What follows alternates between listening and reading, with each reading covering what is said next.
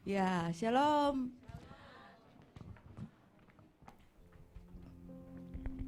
Kemarin Sabtu saya pelayanan di gereja GBI, di mana ada persekutuan kanker ministry dan saya melayani di situ. Dan hari ini bukan jadwal saya, jadwalnya Pak Petrus, tapi saya minta izin sama Pak Petrus, boleh nggak saya khotbah? Boleh. Iya boleh. Kalau di jadwal nggak datang, kalau nggak di jadwal datang sendiri. Ya itulah Bu Hana ya. Yuk mari dibaca dalam Yohanes pasal yang ke-14 ayat pertama saya sampai ayat ke-14 juga. Ya di depan ada bantuan di sini ya. Yuk dibaca 1, 2, 3. Janganlah gelisah hatimu, sebagaimana engkau percaya kepada Elohim, percaya juga kepadaku. 2, di rumah Bapakku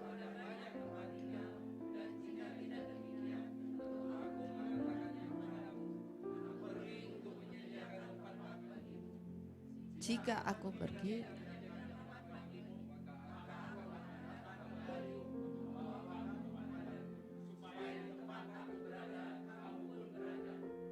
Terus next.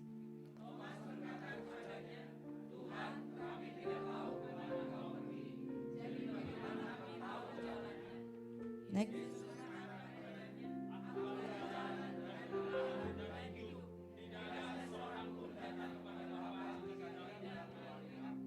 Next.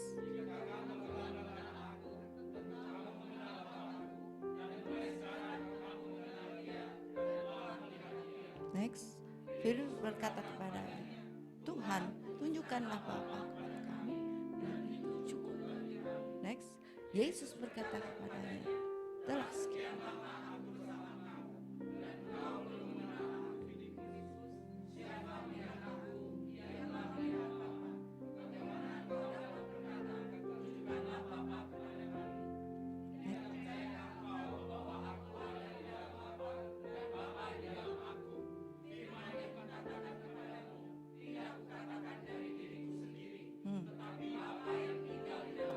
Terus next, percayalah kepadaku Bapa dan Bapa di dalam aku. Setidak-tidaknya percayalah kepadaku karena pekerjaan. Next, sesungguhnya siapa yang percaya kepadaku, dia juga akan. Amin.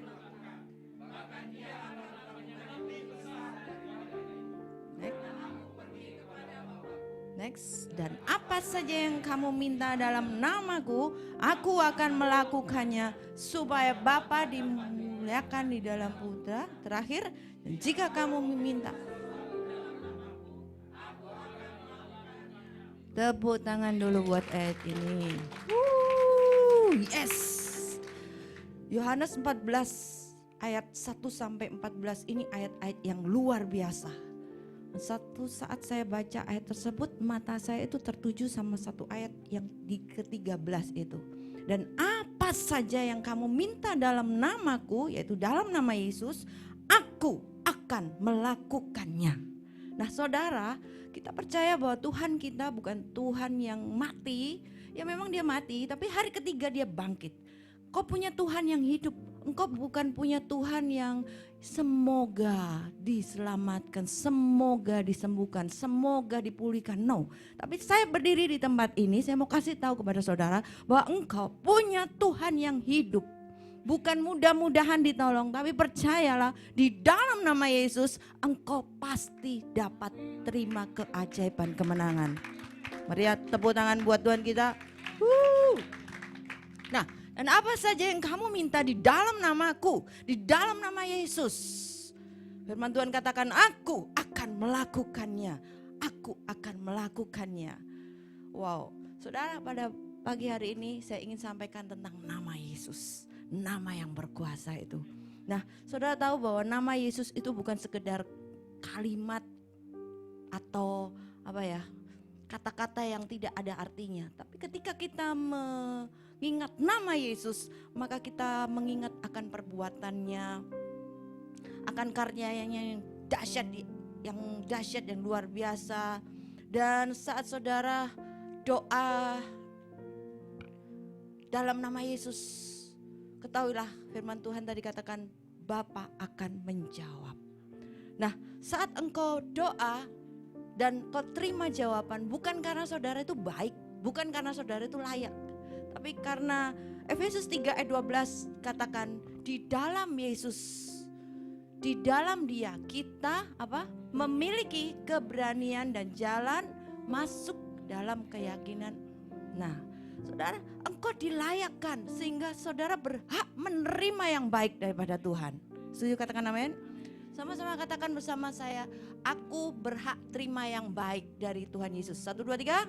Aku berhak terima yang baik dari Tuhan Yesus. Sekali lagi 1, 2, 3. Aku berhak.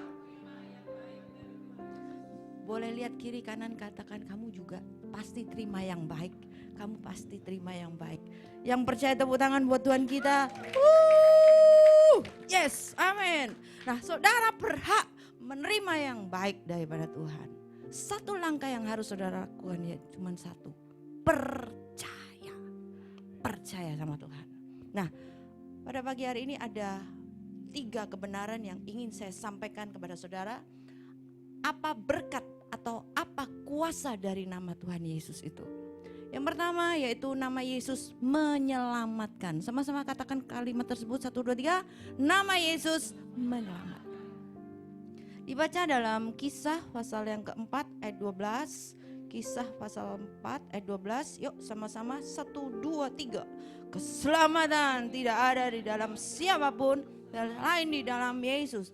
Karena di kolong langit ini tidak ada nama lain yang di dalamnya kita keselamatan tidak ada di dalam siapapun selain dalam nama Yesus. Saudara, kalau agama lain kita cari Tuhan supaya diselamatkan dengan amal ibadah perbuatan baik. Tapi ketahuilah, ketika kita percaya Tuhan Yesus sudah menebus dosa-dosa kita. Dia yang cari saudara, Dia yang pilih saudara, Dia yang tentukan saudara. Dan ketahuilah, bukan hanya dipilih, ditentukan, dibenarkan, tapi dimuliakan. Roma 8 ayat 30 firman Tuhan katakan, engkau dipilih, ditentukan, dibenarkan untuk dimuliakan. Dan ketahuilah, keselamatan itu hanya di dalam nama Yesus. Moto daripada gereja YHS ini apa? Yang pertama, masih ingat gak? Our Heavenly Father is Yahweh. Terus yang kedua, Jesus is the. Nah, terus yang ketiga, preach the gospel. Apa Pak Petrus? Lupa ini. Ayo, lupa ini, nggak pulang-pulang ke Jawa jadi lupa. Beritakan firman Tuhan dengan kebenaran dan kasih gitu, nggak salah. Nah, saudara, ya keselamatan hanya di dalam nama Yesus. Moto dari gereja ini bukan Yahweh, Yahweh, Yahweh, Yahweh. Katanya kan YHS. Ini kan Yahweh minded atau gimana? Enggak. Kita sudah kenal nama Bapak Yahweh yang sebenarnya memang. Tapi kita juga tahu siapa juru selamat kita, yaitu Yesus. Yesus adalah pusat dari gereja ini juga. Bukan cuma Yahweh Yahweh doang, tapi kita juga percaya Yesus. Kita juga percaya Roh Kudus gitu loh. Jadi kalau di luar ada berita-berita, oh udah nggak nama Yesus, siapa yang bilang? Saya masih memegang nama Yesus. Karena moto yang kedua, Jesus is the center. Yesus pusat dari gereja ini. Mengerti katakan amin? Nah, ketahuilah bahwa keselamatan hanya dalam nama Yesus. Yohanes 10 ayat 10b berkata apa? Yohanes 10 ayat 10b dikatakan bahwa aku datang supaya mereka memiliki hidup dan memilikinya dengan lebih kelimpahan. Yohanes 3 ayat 1, dia yang datang dari atas berada di atas segalanya. Ia yang datang dari bumi berasal dari bumi dan berkata-kata dari bumi. Dia yang datang dari surga berada di atas segalanya. Nah, kita tahu dari 2 ayat ini bahwa Yesus datang ke dalam dunia ini untuk memberikan saudara hidup. Yang tadinya engkau mati, terkutuk, binasa, miskin, gak berdaya, gak punya harapan. Tapi ketika saudara percaya Tuhan Yesus yang datang dari atas, maka ada keselamatan, ada keajaiban, save. Keselamatan itu bukan agama yang menyelamatkan, tapi apa? Jesus. Satu hari saya baca artikel tentang lagu ini loh. Oh ketinggian kayaknya, rada-rada gitu. Amazing grace, how sweet the sound that saved a wretch like me. I once was lost, but now I'm found. Was blind, but now I see. Ya, saudara, saat lagu ini ditulis, ternyata ditulis tahun 1749 dari seorang yang bernama John Newton. Dia orang Inggris, di mana kerjaannya dia bawa budak-budak dari Afrika untuk dijual di London. Dan tengah perjalanan ada badai yang akan menghantam kapal tersebut. Nah, pada saat badai tersebut, dia doa sama Tuhan dan dia minta ampun. Tuhan, aku udah jual budak-budak ini, kayak rasa bersalah gitu. Minta ampun sama Tuhan, tolong teduhkan badai ini. Dan benar, Tuhan jawab. Badai itu langsung turun. Dan akhirnya dia sampai ke London dengan selamat. Dan sejak hari itu dia ada perjumpaan dengan Tuhan, sehingga dia mulai menyerahkan hidupnya sama Tuhan, lalu melayani Tuhan dan jadi hamba Tuhan. Dan dia tidak lakukan perdagangan orang-orang yang Afrika tersebut, sehingga justru dia mau menyelamatkan jiwa-jiwa tersebut. Nah, saudara, dari lagu ini kita tahu bahwa dulunya si John Newton ini merasa terhilang, buta, apalagi nggak bisa lihat. Tapi ketika dia terima anugerah Tuhan, dia mengarang lagu ini udah berapa abad ya ini? Kalau 1749 itu kan berapa? Sekarang 2300 sekian, 3 abad ya, 3 abad. Tapi lagunya masih bagus, masih kita nyanyikan. Saya percaya pada saat lagu ini ditulis dari latar belakang yang benar-benar yang ngerasain anugerah yang luar biasa. Dan ketika saudara pun hari ini ada di tempat ini, dulu mungkin engkau sudah terhilang, engkau gelap, buta, tapi saudara oleh anugerah diselamatkan. Oleh sebab itu engkau harus lebih ucap syukur lagi, lebih gila lagi buat Tuhan kita. Setuju, katakan amin. Haleluya. Amin, amin, amin, amin, amin, amin. Terus yang kedua, nama Yesus menyembuhkan. Nama Yesus yang menyembuhkan. Mazmur 103 ayat 3 sampai 4.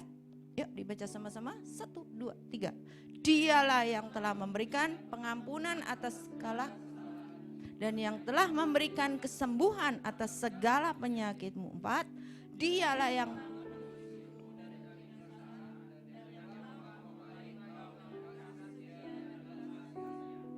tepuk tangan buat ayat ini dong. Ini ayat favorit saya. Ayat saya di mana ngalamin hal-hal yang buruk saat saya lemah, saat saya nggak berdaya. Susah banget sih ngomong. Nggak berdaya, saya dapat ayat ini. Tuhan, Kau yang memberi pengampunan atas segala kesalahanku dan telah memberikan kesembuhan atas penyakitku. Engkau yang menebus dan memahkotai aku dengan kasih setia. 3 tahun loh saya berjuang melawan kanker. Tapi ketika saya kena kanker, ada intimidasi iblis.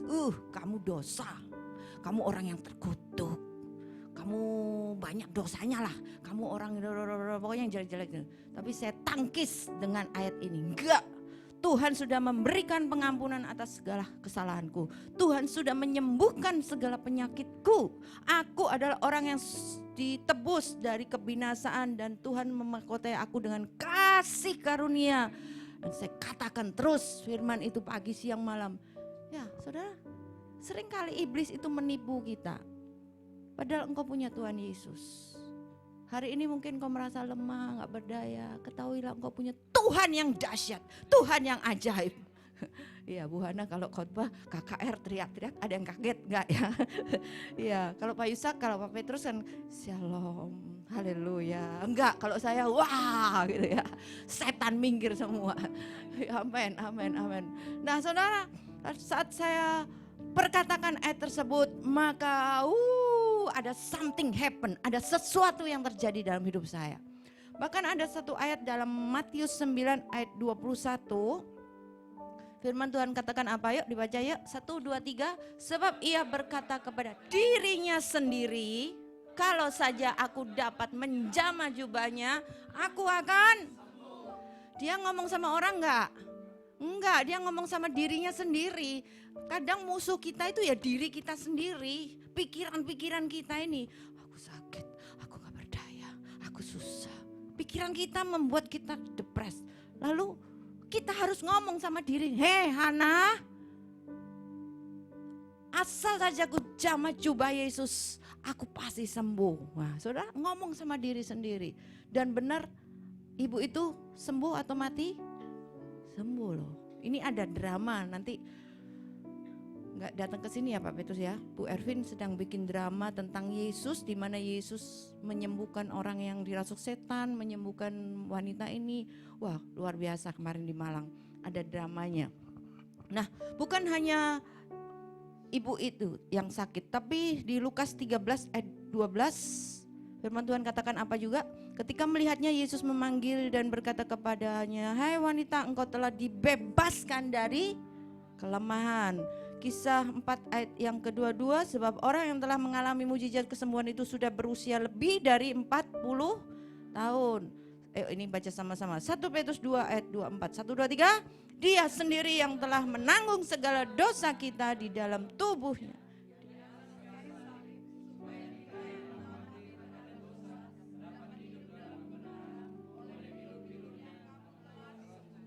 Percaya katakan amin. Amin, amin, amin. Ya, harta yang paling mahal itu bukan rumah, mobil, deposito, tapi kesehatan. Ketika saudara punya kesehatan, itu adalah satu hal yang paling mahal. Coba, 1 kali nafas aja 1 jam berapa itu bayar, ya kan? Terus, ya nafas, saudara bisa free. Kalau saudara sehat itu benar-benar anugerah, dan kesehatan itu tampak berharga setelah kita hampir kehilangan. Kesehatan itu tampak berharga setelah kita hampir merasa kehilangan. Kayak saya dulu. 2013 dokter vonis saya kanker stadium 4 usus, umur cuma 11 bulan. Potong kemo. Kemo lagi, potong lagi. Potong lagi, kemo lagi. Dari 2013 sampai 2014, 15, 16. Dan sampai yang terakhir 16 saya harus kemo 8 kali, saya gak kuat, cuma 6 kali, yang kedua kali kabur. Udah mau dipasang ini infusnya, kemonya, tapi hati saya gak damai sejahtera. Saya katakan sama Ibu Yuli yang selalu mendampingi saya katakan, Yul, aku gak siap, aku gak mau kemo. Terus ya udah nggak mau, udah bayar loh Bu, ya nggak usah bayar, kamu aja yang aku kemo mau. Ya mau Ibu ini. Bayar kemo itu $7.000 saudara. Lalu akhirnya saya pulang, nggak tahu kayak ada takut nggak sejahtera, lalu saya kabur pulang. Lalu sampai akhirnya dokternya panggil Pastor Gary, Gary, where your mom? Mama mau kabur, gini. Itu kan harus 8 kali, kalau cuma 6 kali nggak berguna obatnya. Terus lalu Pastor Gary juga cari saya, Mbok De di mana? Kenapa? Dicari dokter, ya aku Melayu, aku kabur.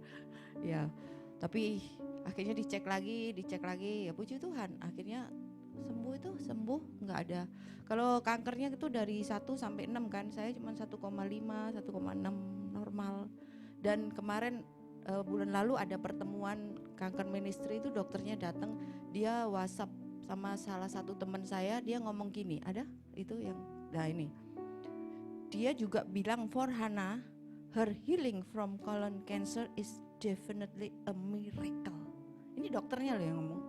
I never thought that I can heal her, but I check, she is healed. Tepuk tangan dong. Dokternya aja nggak nangkep kok bisa Hana ini bisa sembuh karena stadium 4 is very bad katanya gitu. Tapi dia juga cuman suruh cek aja, ya udah kamu cek PET scan. Hasilnya oh bagus. Oke ya, kolesterol ada tinggi, liver lagi tinggi, kasih obat. Cek lagi tulang-tulangnya gimana. Oh it's okay, good. Ya, sampai hari ini saya good, very good. Dan saya sudah bisa khotbah sama saudara hari ini. Berarti Tuhan kita luar biasa. Amin. Ada foto saya tangan. Nah ini saudara. Mungkin saudara sudah dengar kesaksian saya tentang kanker-kankernya itu, dan tapi efek dari kanker itu tangan saya sering seperti ini. Gatal, bengkak, panas. Pertama 1 titik seperti gigit nyamuk, lalu menyebar. Hari kedua, ketiga tambah lama tambah besar, bengkak gitu dan perih gitu. Dikasih obat anti alergi karena ketika di kemo itu imun tubuh saya turun sehingga kemonya memberikan efek yang buruk seperti ini, sehingga saya gatal, pusing, mual, sariawan dan seterusnya. Lalu dikasih obat, ya saya jalani. Terus pernah 1 hari saya minum obat 20 biji untuk ngatasi gatal, tapi nggak bisa sembuh, masih terus bengkak. Sampai akhirnya saya doa juga. Lalu saya terbayang sama Ayub. Wow, Ayub ini juga kayak gini kali ya. Udah anaknya mati, apalagi ladangnya terbakar, istrinya maki-maki, terus gatelan lagi. Gatal itu setengah mati sudah. Kan kalau Pastor Yusak gatel, kenapa gitu ya, kakinya kan ada kayak alergi apa gitu, di hair dryer saudara. Kan memang enak panas-panas gitu. Tapi kan luka itu kulit. Nah saya masa disuruh hair dryer, kan hancur kulit saya. Lalu dikompres kompres panas Ada yang ngomong suruh kompres dingin, kompres panas, bingung. Minum obat nggak mempan, sampai akhirnya dokter ngomong udah suntik aja. Oke, suntiklah saya ke Singapura, suntik, cus, enak cusnya, bayarnya mabok, $2.300, dan itu bertahan 3 bulan. 3 bulan enak, gatalnya turun sampai akhirnya hilang. Saya pelayanan lagi kemana-kemana, terus di bulan yang ketiga mulai 1 titik, trik, gatal nanti di mana, tik, langsung nyebar, nanti di sini tik nyebar, tebel lagi. Wah ini minta suntik lagi nih. Udah saya terbang pagi, pulang sore, cuman disuntik aja 2.300. Terus saya ngomong sama Tuhan, masa sih yang kanker aja Engkau sudah sembuhkan loh, ngatasi gatal kok nggak bisa ya Tuhan, gimana ya Tuhan ya. Lalu saya ingat, minum perjamuan suci. Aku minum perjamuan suci dalam nama Yesus. Dan saudara tahu kenapa sih kita itu minum perjamuan suci? Nih loh, saya mau ingatkan. Karena dalam perjamuan suci kita mengingat dan menghargai penebusan Kristus. Mengerti katakan amin? Nah, mengapa kita adakan perjamuan suci? Karena yuk dibaca sama-sama 1, 2, 3. Next. Bukan, yang kedua next. Multimedia. Yang tadi yang darah. 1, 2, 3. Darah Yesus menyucikan kita dari segala dosa pelanggaran kita, menghancurkan setiap kutuk. Terus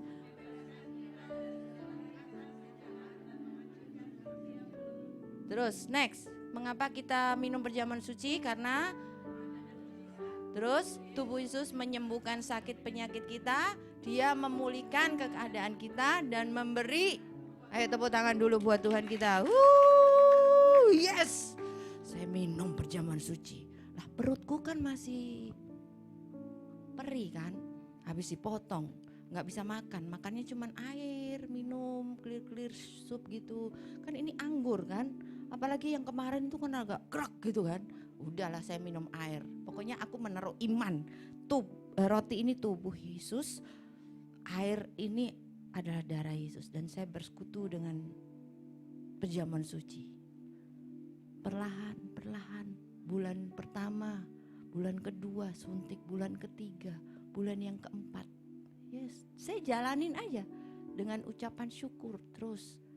Bulan yang keempat kok kan kalau nggak gatal nggak usah suntik. Ini udah 4 bulan nggak gatal, nggak keluar.